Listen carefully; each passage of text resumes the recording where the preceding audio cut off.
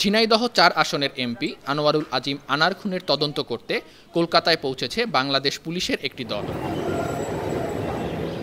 ঢাকা মহানগর গোয়েন্দা পুলিশের প্রধান অতিরিক্ত কমিশনার মোহাম্মদ হারুনুর রশিদের নেতৃত্বে ৩ সদস্যের একটি তদন্ত দল রোববার বেলা 11:30টার দিকে কলকাতার নেতাজি সুভাষচন্দ্র বসু আন্তর্জাতিক বিমানবন্দরে পৌঁছেছেন। বিমানবন্দরে পৌঁছেই সাংবাদিকদের মুখোমুখি হন ডিবি প্রধান। এ সময় তিনি বলেন, বাংলাদেশের একজন সংসদ সদস্যকে নৃশংসভাবে হত্যা করে বিদেশের মাটিতে কোথাও ফেলে দেয়া হয়েছে। এই হত্যার মাস্টারমাইন্ড আখতারুজ্জামান সহ যারা হত্যাকারী সবাই বাংলাদেশি। বাংলাদেশে খুনের পরিকল্পনা হয়েছে এবং কলকাতায় সেই পরিকল্পনা বাস্তবায়ন করা হয়েছে।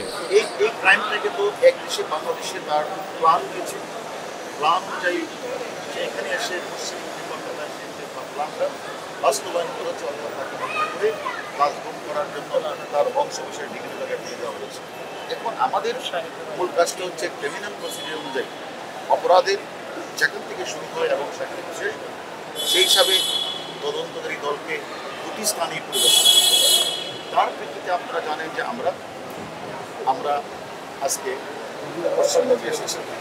আমরা একজন গুরুত্বপূর্ণ আসামি যে এক্সিকিউশনের কাজটি করেছেন পশ্চিমবাংলার কমিউনিস্ট পার্টির নেতা সেগুলো বিশ্বাস, সেখানে আমনুল্লাহ নাম করে এখানে এসেছেন। তার কাছে আমরা অনেক তথ্য পেয়েছি, এমনকি আপনাদের কলকাতা পুলিশ এবং আমাদের বাংলাদেশ পুলিশ আমরা দুই পক্ষে কিন্তু আমরা অনেক তথ্য আমরা আদান প্রদান করেছি।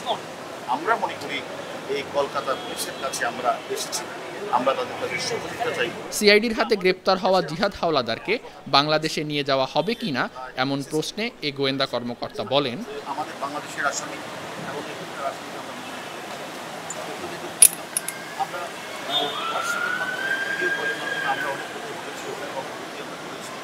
আমরা মনে করি আমরা এটা অত্যন্ত বাংলাদেশ কর্তৃপক্ষ এবং যেটা পরামর্শ।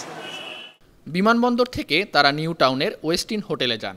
সেখানে একটি সংক্ষিপ্ত মিটিং করেন। এমপি আজিমের মরদেহ কিছুটা হলেও উদ্ধারে আশাবাদী বাংলাদেশ পুলিশের এ প্রতিনিধি দল। News desk, 52 TV.